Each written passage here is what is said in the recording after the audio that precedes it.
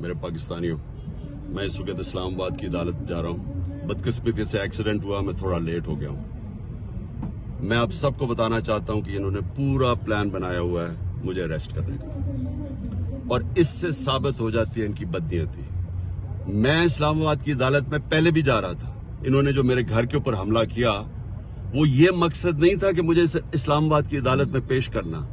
मकसद ये था कि मुझे जेल में डालना। जेल में क्यों डालना?